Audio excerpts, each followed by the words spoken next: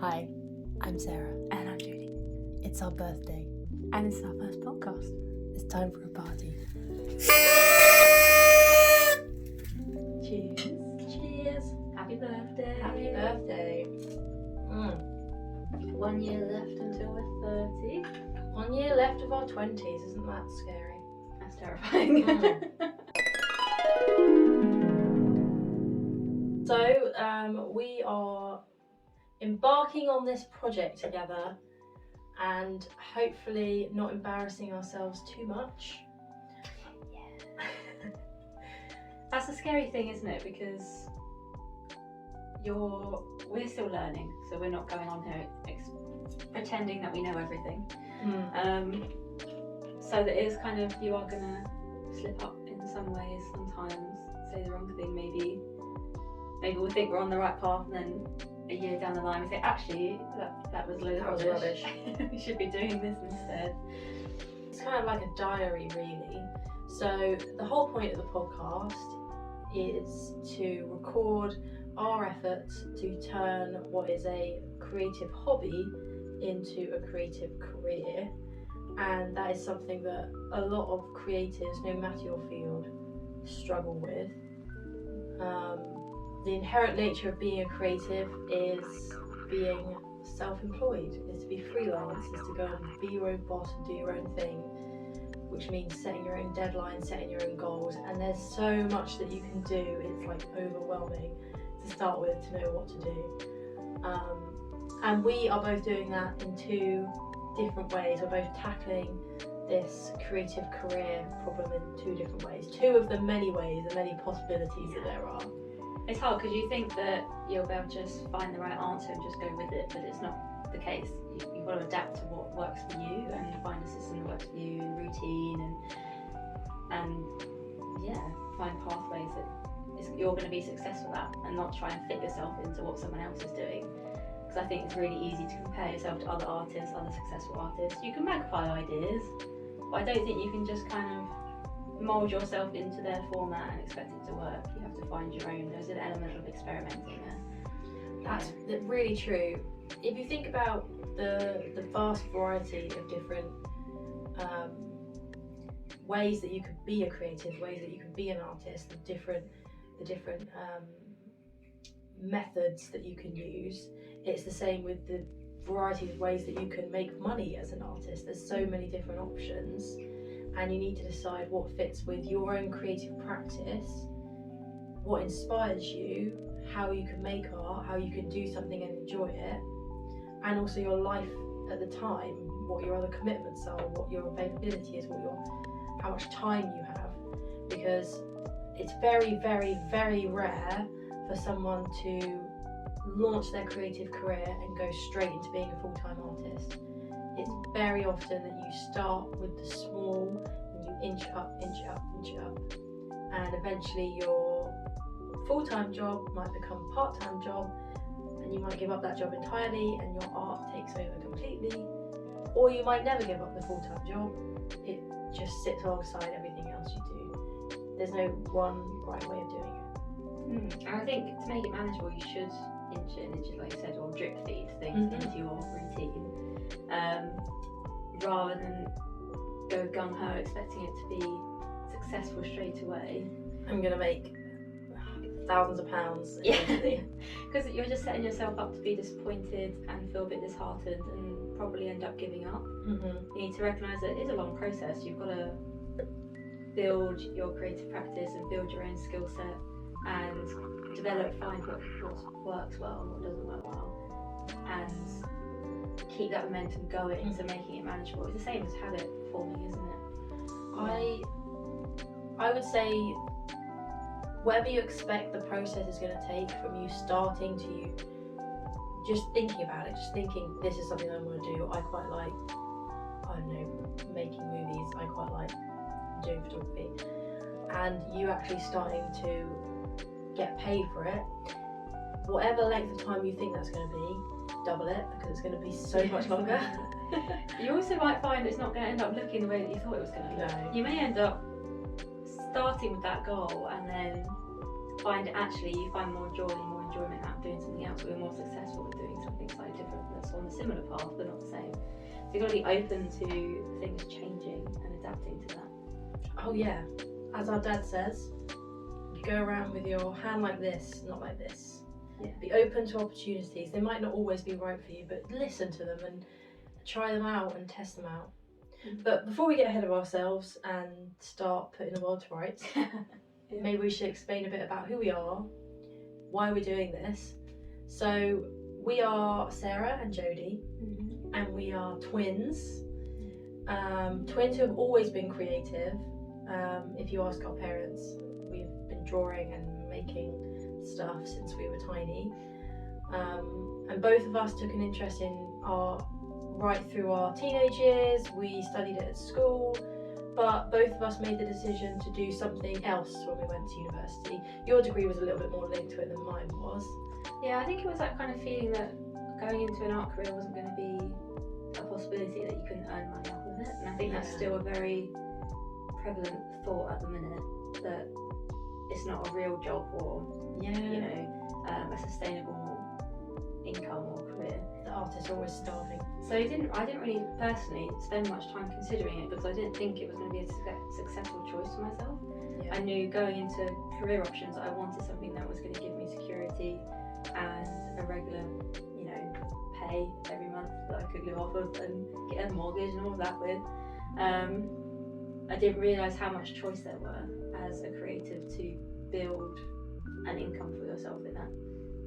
Yeah, definitely. And it's funny because at the time when we were both 16, 17, 18 doing our A-levels, I don't think we actually had that conversation. We were both probably thinking it at the same time. Yeah. Because we were both doing art and design. We both really enjoyed it. But then you went and decided to study primary teaching, and I went on and did politics and philosophy. Very different. Yeah. But we both come back to it later in life. So we both work full time. We run a bakery with our family. So we work, almost all the time, really, on that. Never an off day. But we have both managed to find little bits of time around that to do creative stuff. Our practices are quite different. We're both visual artists, but in different ways. So do you want to give a little bit of an explanation of your practice? What kind of things inspire you? What kind of direction you're going in, very briefly? Yeah, so I'm a sort of pet portrait artist. I deal with all things animals. That's kind of where a lot of my inspiration comes from. I've always been interested in wildlife, living things, fairy creatures, scaly creatures, things like that. And throughout being a child and being fascinated by painting and drawing dinosaurs, I've gone into sort of dogs and cats and rats and all of that sort of thing later in life. I've been doing pet portraits since 2017. I have my own Etsy store, and I've only recently started looking at the income streams, which is something that we're going to talk about, and doing greeting cards and things with my prints and using my art in other ways to get more interest and make more business relationships and things like that. And that's what I'm doing. So that you would say that your whole process started from 2017, do you think? So would that be your whole timeline to now 2023? So 2017 is when I launched the Etsy store. Yeah. So that was when I set up my first listing, and I was just doing hyper-realistic portraits. And obviously my skill set then was very different to what it is now. But that was inspired from teaching. I was drawn as part of teaching, because I used to teach art in the educational setting with 7 to 8 year olds. But I would paint people's pets as a gift, because it was quite a nice gift to give people. And a comment that I would get is that you should sell this. And it wasn't until I gifted a fellow teacher of mine a painting of the little pug, and they suggested that I start an Etsy shop and start selling it. So I was like, yeah, you know what, I will, I'll give it a go. And I did. And here I am now. And how many listings would you say you've got now then? Different products? Oh gosh, yeah. So I've since starting just with hyper-realistic, I was then getting requests for specific animals, so I created animal-specific listings, and then I created what's called a tier system. So I tiered my artwork down to work on my prices. So my hyper-realistic is now my most expensive example of my portrait and showcases the skill that I have. and I incremented that down to a more affordable pet portrait, which is line art. So I've got a banding of 4 different tier systems, and then times that by how many different animal specific listings I have. So it is rather a lot. I couldn't tell you how many it is because I've added a few recently. Do you sell some other things as well, don't you, outside of that? Yeah, so I've more recently added more things to my Etsy shop. So I now sell greeting cards and art prints and digital download prints and things like that, and hoping to add more. In another podcast I'll talk about co-op art printing. I'm really excited about printing everything that I could possibly get my design on at the moment. I've got a Redbubble account, so I'm printing t-shirts, I'm printing notepads, calendars. I'm too excited about stationery right now. But yeah, go and check that out and have a look at what I'm adding to it. We'll link to your Etsy account. And do you know any numbers off the top of your head about sales or anything like that? So I just recently actually breached my 200 sales mark. Wow. And we're meaning to do a little celebration post about it. I haven't done yet, but that's my birthday present. I've just reached 200 sales on my Etsy store. Technically I have made a few more sales outside of that because I do personal sales, face-to-face, things like that. But it was nice to reach that benchmark on Etsy, and Etsy gave me a little yay, 200 sales, which was nice to see. So for a timeline perspective, like what we were going to talk about earlier, about how long you think it's going to take from your first having the idea to actually making money out of it. You've been doing it for 6 years and that's 200 sales, so you can see the gradual process that it takes. I'm sure if you were to do this full time and you didn't have any other job and you were to put all energy and effort into it, that would be different. But that's not really realistic. No, because it's obviously the time it takes to market yourself. Yeah. I probably lost a bit of time in the first few years of doing Etsy because I didn't market what I was creating. And my sales have increased over the last year and a half purely because I'm utilising the free marketing tools that we have now on social media and using Instagram and using Facebook to promote my work and what I'm doing, and that brings more customers to come and look at my listing. Whereas before I was just relying on people sort of stumbling across me on Etsy, and I didn't have time to really shout and celebrate what I'm doing and shout out about what I'm offering people. So that's something that me personally I'm working on over the course of the next 2 years, trying to get better at doing that. Yeah, definitely, and that's something that comes with experience and time. So if I reflect on my own journey, so I don't have an Etsy store and I haven't really put a lot of energy or effort into selling art directly to people. I've gone a bit of a different route to you, but I would say that even though my route's kind of different, we both have had that long period of learning and experimenting and like developing your practice, but we've just done it in different ways. So my timeline probably starts from 2018. So whereas Jodie does a lot of pet portraits, I'd say I'm really interested in people portraits. I really do like drawing people. I'm less interested in drawing portraits of people as like a sale, like a request, like a commission. I do a lot of work that's like my own portfolio that is my own interest, my own ideas, and they just sort of come out as like a diary, almost like a autobiographical way of making art. I'm inspired by something and then I make art about it, and through that process I've sort of like found a way towards where I want to go. I was so vague about it at the beginning, but I knew that I needed to get a little bit more experience. I need to work on my portfolio.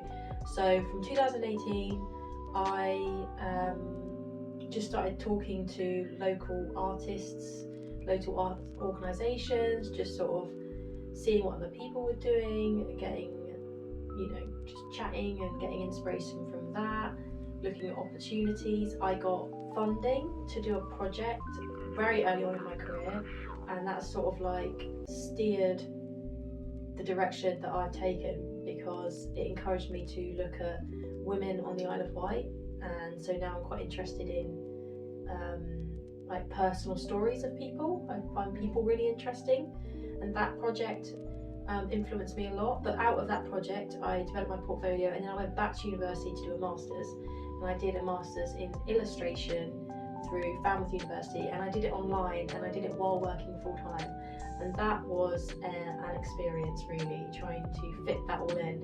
And it was all over COVID as well, all over the lockdown time. And you were commuting at the time as well. I was commuting across, I was taking a hovercraft to work every day, and I was having to study outside of work times in the evenings, and it was really hard to fit everything in. But I learned a lot about my own practice and what I'm interested in. But the period of time that has been the most accelerated for me, like you've had quite an accelerated period of time recently where you've been learning things. Well, I suppose I started actually getting a fire under my butt really, and getting on with progressing and setting myself goals. I think has really helped myself. Yeah. And that's very recent really, and it's the same for me.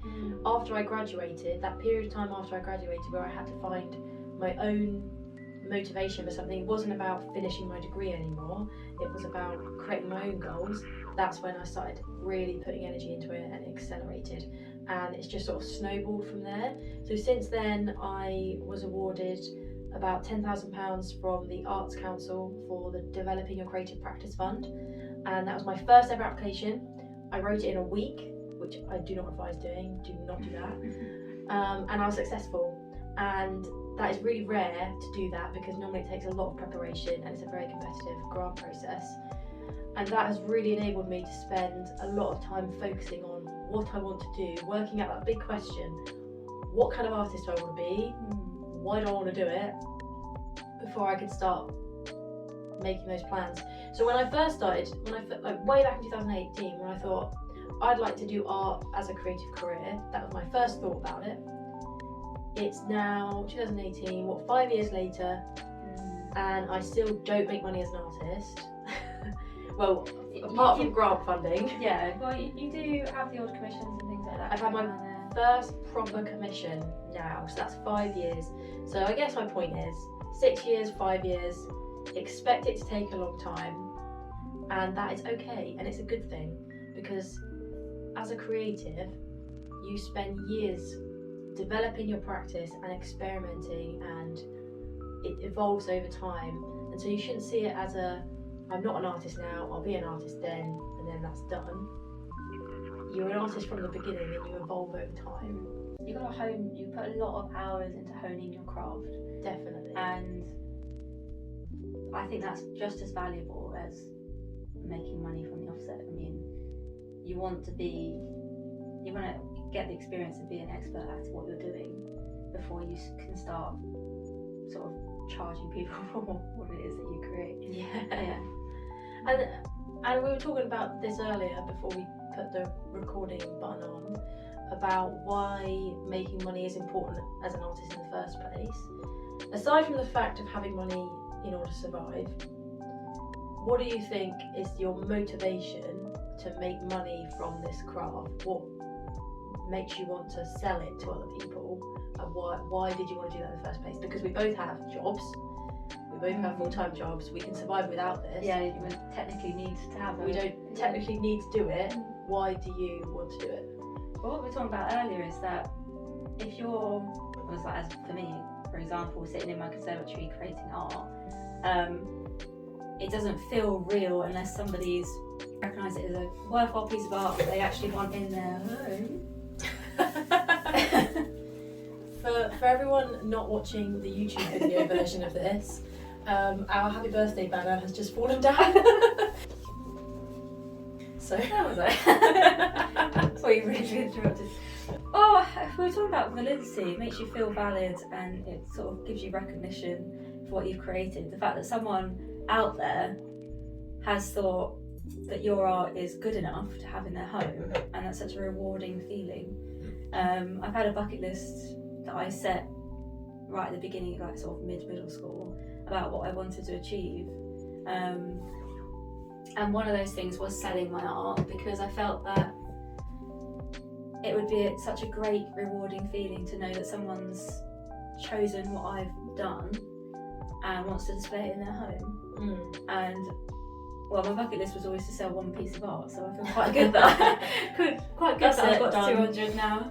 How does it feel for you? Why are you wanting to sell your art? As I said earlier, I'm not like motivated to sell art directly to people. I kind of want my art to be seen in places. I think that feels really cool. Because there's tons of stuff that I've made that no one ever will see. That lots of stuff that I did at high school and during our A-levels and while I was at university, and people will never see it. But it feels cool that I can share this with everyone else, and that other people can look at what I've created and understand what I mean by what I've created, or maybe have their own interpretation of what I mean from what I've made. So for me, a lot of my art, like I said earlier, has my own inspiration in it. It has my own feelings in it. It has my own memories in it. It's very personal. So it's like communicating to someone else. It's almost like writing something and someone else understanding what you mean. So for me, that feels really, really, really cool. It's hard to explain other than that, isn't Other it? than that, yeah. But I think your art is more of a storytelling. Yes, Your storytelling. style is storytelling, and yours is personal experiences. Yeah. Whereas mine is a kind of more of a recreation. I'm trying to recreate the essence and the life of something. Yeah. And I get such a kick out of that when I'm working with customers, because quite often, unfortunately, I'm working with animals that have passed away. Yeah. And not only do they send me the picture, but they also tell me a little bit about them, about what made them special. And I love that process of me trying to learn what that animal is like and trying to put that into a painting and actually put the character behind the eyes and behind the positions and everything like that. Especially when I had a conversation with somebody recently who hates rats. Very opinionated about not liking rats, and I do try to convince her that they're wonderful. Rat lover over here. I'm a rat lover, and I did a portrait of 17 rats recently. Thank you again for that order, that was wonderful. I absolutely loved working on that.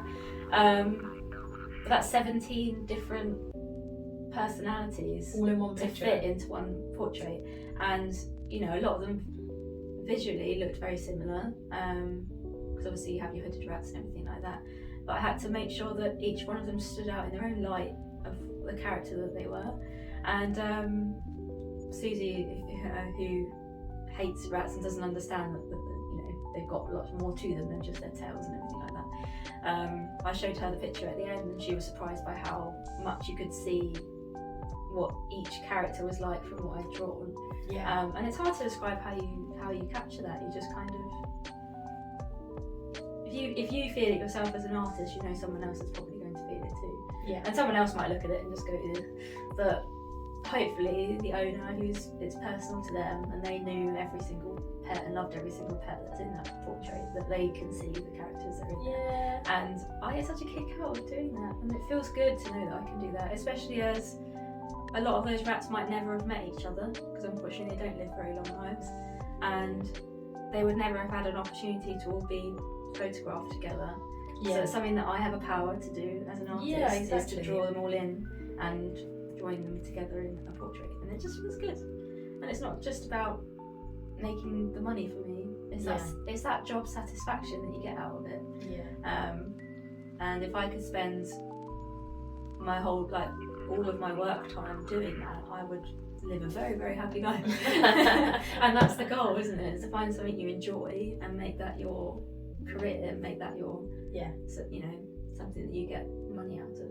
I definitely find that, our job, we love working with our family, we love working with a family business, and running a bakery has given us so many experiences and really developed us as people. But it is incredibly stressful at the same time. It is a very high stress job. You wouldn't expect it, who gets stressed over cakes, but it's very stressful. So having something outside of that is a lot more calmer, and you've only got your one person to deal with, really, it helps the day job basically. And I think a lot of people do find their creative career, creative practice to be therapeutic as well. It's like an outlet. Yeah. Yeah. It's your own little world that you can make. And you feel in control of it as well. Yeah, definitely. Yeah, because it is just you. You're obviously self-employed in a way, and You can take on as much as you want or as little as you want. Yeah. Which is the benefit of us working at the same time, is that we're not motivated by money to make our career work. We're motivated to make it what we want it to be, like the lifestyle we want it to be, rather than the money. Yeah. So, reflecting on where you are now in your practice, so the point of this podcast is that this is the starting point for us. We're reflecting on where we've been, but this is the starting point in terms of the art of the side gig. Where do you want to be a year from now when we've made however many episodes and we're at our 1 year anniversary and we're 30? Basically, what do we want to achieve before we hit the big 3-0? What do we want to achieve before we're in the next decade? Gosh, well, at the moment I'm developing a sort of a 1 year, 2 year, 3 year plan. Yeah. We're going to hopefully do another podcast about business plans and Yes. goal setting, because that's extremely important if you want to create a road to success for where you want to be. For me, the next year, what that year is looking like is I'm hoping to get more involved with makers markets and art markets. A skill that I need to develop in myself is networking, being able to talk to new people and sell myself as an artist, because unfortunately a lot of artists, it's a common problem to have a little bit of an imposter syndrome. Yes. And I suffer from that quite a bit sometimes, and hopefully we'll talk about that a little bit more in terms of valuing your art and your time and your prices and things like that. So for me personally, I just want to develop myself in my confidence. I want to go make successful business partnerships. I have spent a lot of time with Etsy connecting to individual customers in the UK, the US, Canada, all over the place, but I want to focus more on my local community and get more connected with my island, with other creatives here, with businesses here, and become more well known as a Isle of Wight pet portrait artist, not just as sort of an Etsy seller. And I want to start branching myself out and become an established artist on my own, in my own right, become well known in my own right, rather than being an Etsy seller, and that's just where I stick. I want to be my own entity. Hold to the platform. Yes, I want to be independent of it. And so I'm developing my own website, which hopefully will lead to my own shop in a year's time. Developing business partnerships on the island. I've already started that. I've got 3 relationships so far with greeting cards, and I'm really excited for Makers Markets this year. I've signed myself up to 3, so I'm hopefully going to meet some of other island residents that might be interested in what I'm doing, and hopefully join, and of course hopefully see some of you here later. And that's it for me. So in a year's time, I'm hoping to do that. I'm also hoping to develop a book and do a Kickstarter. Feels like a lot of work right now, but hopefully it'll be successful. Hopefully I'll be able to do it. I just need to get on with it. Definitely. And what I think we'll probably do is if you subscribe on the Substack, which we'll link if you're not already there right now, we will have a goal list, I think, for each of us. We will create a little list, a summary list, and then we can refer back to that in 3 months, 6 months, 9 months, and 12 months, and see how we've done. Future accountability. I do so well when I've got other people making sure I stick to my goals. Exactly. I think for me, my plan is by the end of this year, so the halfway mark, I want to be prepared to launch a Kickstarter or crowdfunding campaign for this book that I have been wanting to make since 2018. Are you thinking Kickstarter as well? Yes. So rival Kickstarters. I hope everyone has enough to donate to 2. So I would really love to illustrate and write a book called Island Women Wondering Why. Well, that title is I'm unsure. Maybe we'll call that. But we've just come to finish so that we can have dinner, and we've realised that the video cut out at 30 minutes in. So enjoy whatever we put here. We'll put some photos in, or the the DVD Shrek thing, like when you fall asleep watching a Shrek DVD and then it's just that carries on. I don't know. And then you can listen to the audio. We got the audio, just no video. But it will be an illustrated book of stories of women on the Isle of Wight, past and present, with the view to make more in different areas around the country. So I'll probably move to Portsmouth, Southampton, all those areas, and draw out these stories that are often forgotten or not told, or perhaps aren't seen as important as others, because they're more everyday, amazing stories.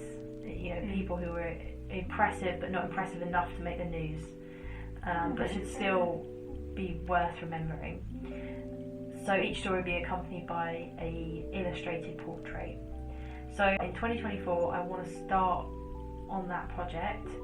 So between now and then is the research phase. So I'm going to do some artwork for it, research the stories, do some sort of bullet pointing from the stories, do some test runs, which I'll probably do on my substack. I will write some of the stories out and see how they feel.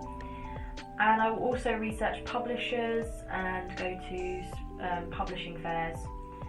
And so hopefully that will be by the time we get to the 1 year, the 30th, the 3-0, the next decade. Both have successful Kickstarters. Hopefully. And aside from that, I just want to start doing more commissions. So I just landed a really cool commission where I'm illustrating the cover of a magazine for a local magazine. And it's a really cool one. I really like it, and I can't wait to start telling everyone about it. I will put it on my social media and photos of it. It will be coming out around the same time that this podcast is coming out, I think, July, August. But I want to land more of those. I've spent a lot of time networking and getting to know people, and I want to start making those connections pay, get some commissions in. And also, outside of that stuff, I really want to experiment with writing and photography. I've got a little 35mm camera. I don't expect that to make me any money. I just want to have a play around and take photos. Because I think it's also really important that alongside what you want to do professionally, you have fun with other things as well. Yeah, and I think to keep the love of it, you don't want to ruin that by making you feel like you have to do these things. I think that's always been my hesitation to monetize my art, is that I enjoy doing it so much. I don't want to then make it a case of a have to instead of I want to, and work by other people's deadlines and rush things or make things that I'm not completely satisfied with because it's someone else's vision and not mine. Maybe I'm a bit of a control freak, I don't know. But I think as an illustrator though, a lot of it has to be aligned with what your interest and what your style is. It's quite a common discussion within the publishing realm. When authors are looking for an illustrator, a lot of times the authors will have a very clear image in their mind of what they want the story to look at, which is fair enough. They've written the story, they have an idea of what they want it to look at, but they have to find an illustrator that best matches that on their innate, like their style, rather than choose an illustrator and expect the illustrator to mould their style into what the author wants. Purely because if you're not doing it the way that you enjoy it and is natural to you, the quality's not going to be as good. Yeah. And that's where illustrators have to say yes and have to say no to certain things. Definitely. And I think you can still monetize it, but still make it enjoyable because you choose the projects that you want to embark on, the ones that fit with your style and what you're interested in. I think that's where this recent commission has been really, really good, because the vision, because they had already started out with a vision that they wanted, and it aligned so much with my style, my art, that I knew I could translate it into something super well for them, and at the moment they're really liking it, so it's working really well.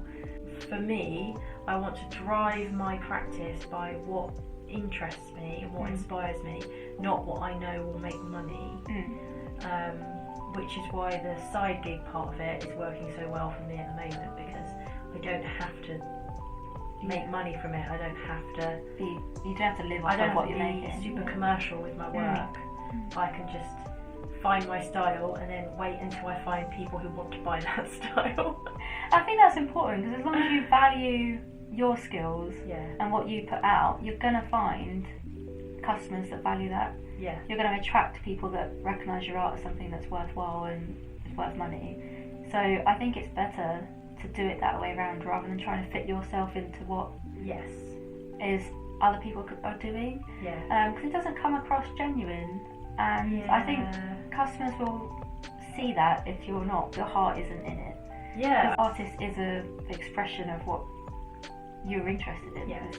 It's not just a production line, Which is why you get such good reviews on your Etsy account, is because you are interested and you're inspired by what your customers are telling you about their animals. Yeah, I that love connection. people's pets. Yeah, exactly. You love people's pets, and so you make something that they love and you love, and everyone's happy. It's a shame I don't get to meet them in person. I'd love that. Yeah, that would be even better. You got to say that's part of the payment, is they've got to bring them round. I love getting the photo spam. When an order comes through, Yeah. I get the ka-ching sound that Etsy does for you. But it's not a case of, I've made a bit of money. It's, I'm about to get loads of pictures of cute animals. So excited about that. And I love seeing the little order description saying that the names and things, and kind of imagining what that pet's going to look like, and then getting the photos through, seeing what they are. For me personally, that's the joy that I get out of it. Yeah. Why don't we talk a little bit about what we want out of this podcast, and what the next few episodes are going to be like. So I know that our plans are, we're going to cover different areas of turning your creative hobby into a creative career. So different steps. So we'll theme it by chunks. This episode is a very general overview of who we are. General chit chat. Yeah. So next episode is going to be up very soon, and that one we will be talking about funding, specifically funding grants. So I spoke a bit about the Developing Your Creative Practice Fund from Arts Council England. There are so many different types of funding that you can apply for. I personally have got 4 different types of funding. Five. I've forgotten. So many that I can't count. 5 different pots of funding, and I've gotten quite good at writing funding applications now, and that is a mystery to some people. So I'd like to help. I know it's something that you've not done before. Yeah, so it's probably going to be me asking you a lot of questions, I think, because that is something that I want to look at potentially doing for some projects that I want to do, and I think it'll be quite helpful because your experience with selling yourself is something that me personally I really need to work on, and knowing how to illustrate to somebody else what my project goals are and why they should invest in that. Alongside that, I'll also be publishing guides as well that I've written out, and some links and some sort of worksheets and things, so that should hopefully help anyone who's thinking of getting funding. So funding can be a great start to developing your creative practice, not the funding thing, but actually developing your creative practice, because getting money that you don't have to pay back, that's free money, that's not taxable, that you can just use to experiment, is a great start to just start figuring out what kind of artist you want to be. So that's why we thought it would be a good start for our podcast. It's sort of like the early things that you can do, early ways you can get some bit of money to experiment with. And then following that, we'll touch base with you after you've done your makers markets for the first time. I'm doing my first market on the 21st of July at the Isle of Wight History Fringe, and that is a lot of experimenting and me learning, and I'm going to see how it goes and hopefully have some suggestions for other artists as well from it, and reflect for myself to improve on the next one, because I've got a week between. So we'll probably do a video between the 2. We should do a video in between and the then 2. a video after, or a podcast after, to see how much I actually learned, and if whatever I put into practice in that week is successful the next week. Yes. I'm hoping for a quick improvement, we'll see.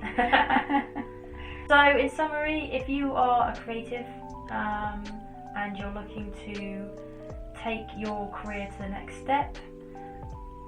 You might want to subscribe and listen to the episodes. I very much want you to learn from our mistakes, so we can make all the mistakes so that you can not make them and then do better than we do. Hopefully it will give you a bit of a shortcut, because we spend hours and hours and hours and hours researching things and reading reviews and watching YouTube videos and stuff. So we'll pile that information into these podcasts so you can learn from them as well. And alongside it, there will be, like I said, articles and links and all sorts of things. We want to give you all of the information that we have. If you have any questions, get in touch. This podcast is going to be posted on Substack and YouTube. Please do comment on any of those posts, anything that you want to know, and we will endeavour to answer those questions. Also, if you've got experience with something that we happen to talk about, that we're still learning about, please share the information. Let's all support each other to be successful. And we'll take any advice and feedback that you can give us. And for me, it's a little bit of a documentation of what I'm learning and what I'm progressing. And I've got so many ideas and things swimming through my brain at the moment of all the different projects I'm working on. I do kind of want to just throw it all down on paper, or throw it all down in a conversation, just process it for myself, and be able to look through it later and just reflect. I think be useful. Yes, I'm looking forward to, well, I'm not looking forward to being 30, but when I am 30, I'm looking forward to looking back at when we were only just 29. Little babies. We were just little baby 29-year-olds, little baby people, and see how far I've come. So that will be exciting. It will be exciting to look back. Hopefully in a year's time we will be successful multi-millionaires in 1 year's time. Here's to hoping. Yeah, thank you for listening, everyone. So subscribe, like, follow, all the things, and we'll see you in a few weeks' time. Yeah. And say happy birthday to us in the comments. Yeah, please. That's very aesthetic, just you sitting there. So yeah, we're pretty much set. So the video will just keep going. The thingamabob will keep going, and hopefully we keep going.